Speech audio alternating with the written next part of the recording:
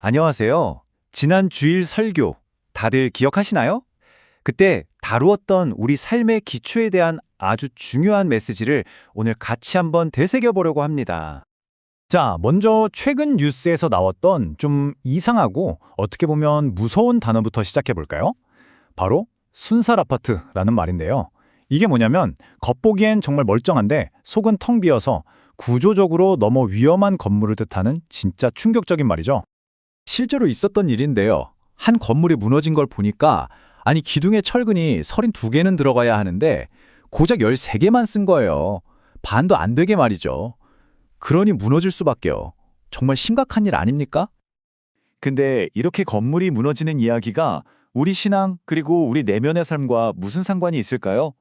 혹시 이런 식의 보이지 않는 약점이 우리 안에도 있을 수 있는 걸까요?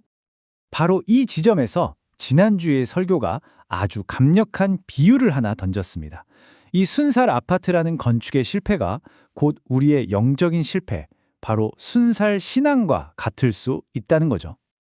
이 비유 정말 와닿지 않나요? 겉은 번지르르하게 다 지어진 아파트인데 속은 텅 비어 있는 것처럼 우리 인생도 겉으로는 성공한 것처럼 보일 수 있지만 정작 어떤 압박이 탁 오면 그냥 와르르 무너져 버릴 수 있다는 이야기입니다.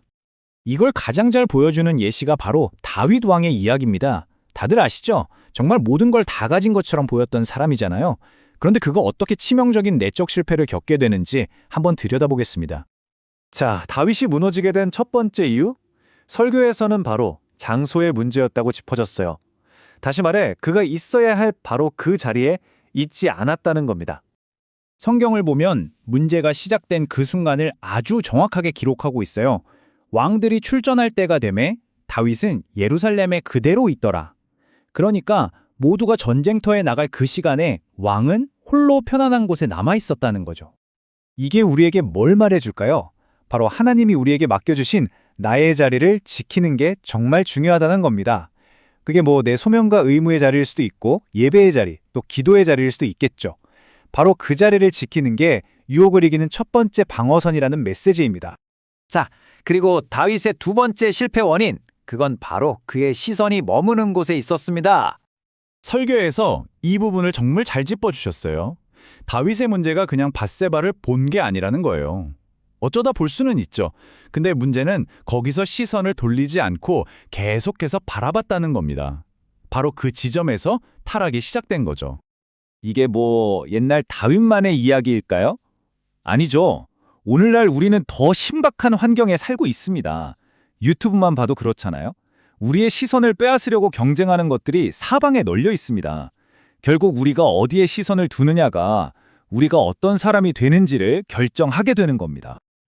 그리고 마침내 다윗의 붕괴를 결정지은 마지막 단계입니다.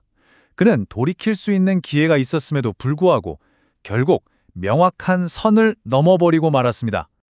분명히 마음속에 경고등이 켜졌을 겁니다. 하나님께서 일찍이 가인에게 하셨던 말씀처럼요. 죄가 내 문에 엎드려 있다. 너는 죄를 다스려야 한다.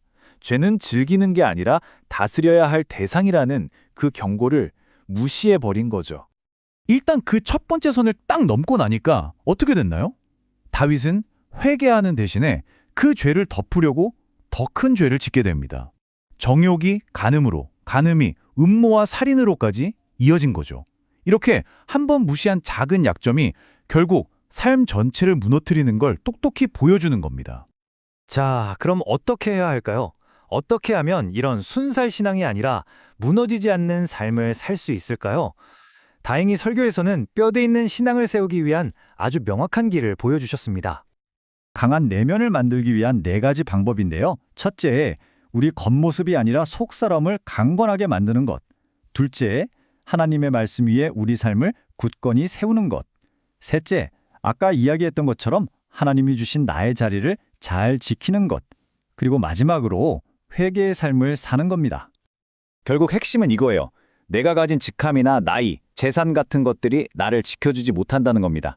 진짜 힘은 성령께서 우리 속사람을 채워주실 때 나오는 거고요. 또 하나님의 말씀 위에 세워진 산만이 어떤 폭풍이 와도 견뎌낼 수 있습니다. 그리고 회개는 약한 게 아니라 오히려 우리를 새롭게 하는 가장 강력한 길이라는 사실 꼭 기억해야겠습니다. 그래서 지난주일 설교는 우리 모두에게 이 질문을 던지면서 끝을 맺었습니다. 여러분, 우리의 속사람은 지금 능력으로 강건해지고 있습니까? 우리 자신에게 솔직하게 물어봐야 할 정말 중요한 질문입니다.